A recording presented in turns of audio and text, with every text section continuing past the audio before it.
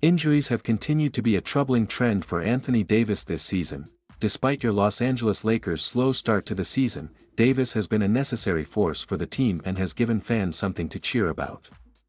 The eight-time NBA All-Star has played arguably some of his best basketball this year. At the same time, the many falls he's taken this season have also left Lakers fans often holding their breath in question of the big man's health.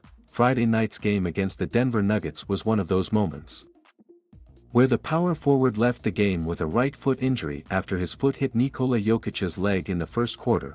Though the team is continuing evaluation, sources have said that Davis could miss up to a month, which leaves a big void for the Lakers. Davis has been the team's leading scorer at 27.4 points per game.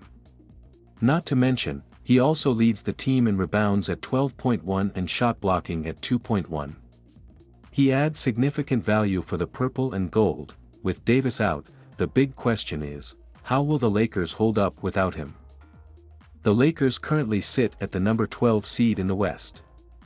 Last season, Davis missed 18 consecutive games with a foot injury as well, and there is no doubt that Davis's absence stains the team's success.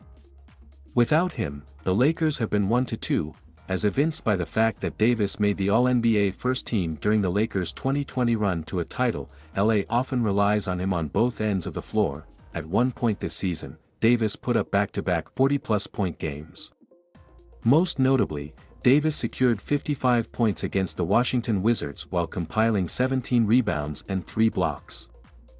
After that electric game, Davis spoke on his performance. Unintentional, of course. I thought Giannis was... For me, it's just being locked in, staying with a mindset of being aggressive, not taking the game off and coming out with the mindset of dominating. Whatever I got to do to help the team win, whether that's scoring, rebounding, blocking shots. Whatever it is, I'm just trying to do my part. His stats this season clearly lay out how dominant he's been.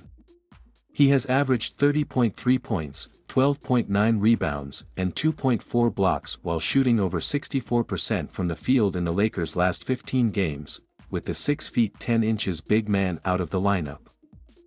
The pressure is placed on other players to step up to the plate, just as Thomas Bryant displayed after Davis left the court in Friday's game, having forwards Juan Gabriel and Juan Toscano Anderson sidelined due to injuries of their only hurts the team even more, as they're left with even less of a height advantage against opponents. Both Davis and LeBron James have sat out games at different points this season, leaving most of the weight on a remaining 2 of the team's big 3. Bang! Bang! A great call by Mike Green. So, with Davis out, much of that load will be shifted towards James and Russell Westbrook. After taking advantage of his role off the bench, Westbrook has shown more effectiveness, averaging 14.7 points, 5.9 rebounds and 7.5 assists. Fellow teammate, James struggled more this season, with one of his least effective field goal percentages. Although the two stars may perform well enough during their separate rotations, many have voiced concerns about how the two could play while sharing the floor. Everybody just looked at the calendar and circled opening night. But Russ has been progressing through his rehab process. This season alone, James and Westbrook have averaged only 17.2 minutes on the court together, with a minus 0.5 net rating when they are both on the court. Friday night following the team's win against the Denver Nuggets, Westbrook shared his thoughts on how he and James were able to provide both their efforts during one stretch of the game. I just think the positioning, and Bron does a great job of running the floor. And when I'm on the break, I know he's the best ever once he gets ahead of steam. There's not too much people can do with it, and it's my job to better find him and make the game easy for him. As they await Davis's return, the two will have to continue to work out their flow and make adjustments for Sunday's matchup against the Wizards.